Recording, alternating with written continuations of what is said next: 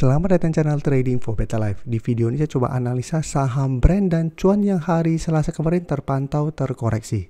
Apakah koreksi ini merupakan koreksi wajar dan masih bisa kita hold? Yuk kita coba pelajari analisanya di video ini. Semoga analisa yang diberikan ini bisa bermanfaat dan membantu teman-teman dalam mengambil keputusan. Untuk teman-teman belum subscribe channel ini, bisa tekan tombol subscribe agar tidak ketinggalan informasi dan analisa saham terbaru kan di-upload setiap harinya. Di video ini saya coba update pergerakan dari saham brand yang terpantau pada perdagangan hari Selasa kemarin terkoreksi turun 2% lebih ke harga 9.125. Bisa kita lihat di grafik secara teknikal brand saat ini masih bergerak tren. Saat ini memang terpantau masih gagal naik di atas 9.400, karena memang ini masih berupa resisten terdekat untuk saham brand saat ini. Baru di atasnya ada resisten psikologis di harga 10.000. Penurunan hari Selasa kemarin menurut saya masih penurunan wajar, karena memang sebelumnya sudah naik lumayan tinggi. Dan cara pergerakan bisa kita lihat brand setelah berhasil break 6.800 dan break udah garis EMA, setelah itu mulai bergerak tren. Dari sebelumnya bergerak downtrend. Dan jika kita perhatikan broker summary untuk brand, walaupun terkoreksi turun 2% lebih, asing terpantau masih masuk dengan jumlah lumayan besar. Dalam 3 minggu terakhir pun bisa kita perhatikan asing masih belum take profit, jadi masih terus akumulasi. Dan dari data broker summary pun terpantau walaupun turun 2% lebih ini sebenarnya tidak ada distribusi maupun akumulasi. Jadi minimal walaupun turun 2% tidak ada distribusi. Jadi untuk teman-teman sudah punya saham brand, misalnya saat ini masih bisa di hold apabila belum take profit di sekitar 9.400 sampai 9.500. Karena penurunan ini belum ada tanda-tanda patah tren. Tapi karena masih gagal break 9.400, saya lihat memang brand masih ada potensi untuk terkoreksi menuju support di sekitar 8.800. Selama masih di 8.800 masih ada potensi untuk melanjutkan high low-nya, jadi masih ada potensi untuk kembali rebound dan naik kembali mengetes 9.400 sampai 9.500.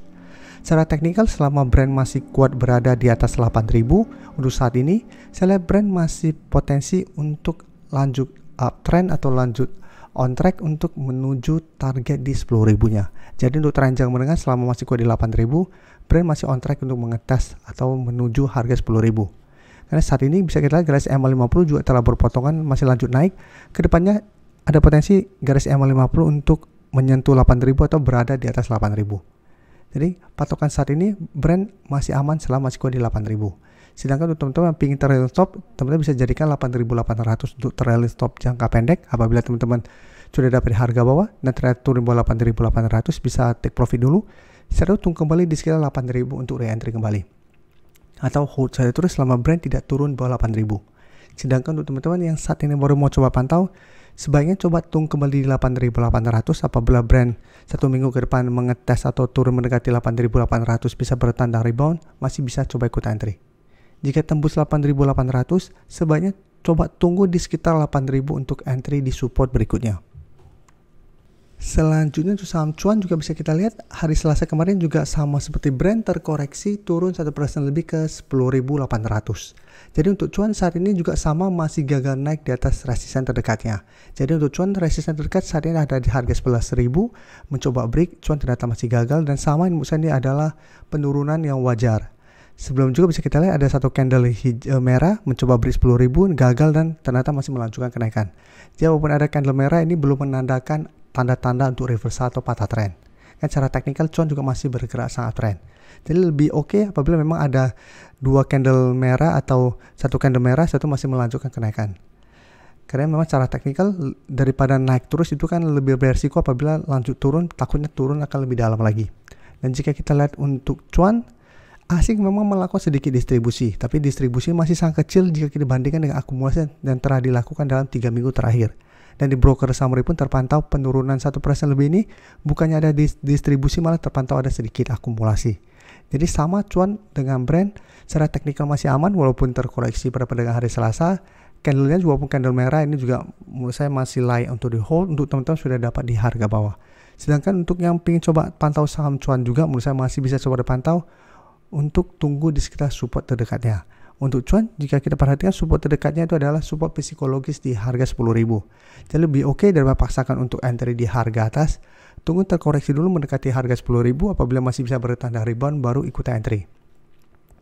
Jadi wait and see di harga 10.000, apabila masih bisa bertahan bisa ikut entry dengan target swing jangka pendek tetap di 11.000 karena ini masih berupa resisten.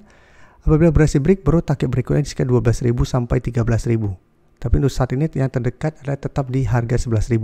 Jika kita perhatikan sebelumnya, cuan sempat menyentuh sekitar harga 13.750. Tapi untuk saat ini yang terdekat adalah target 11.000 baru target 12.000.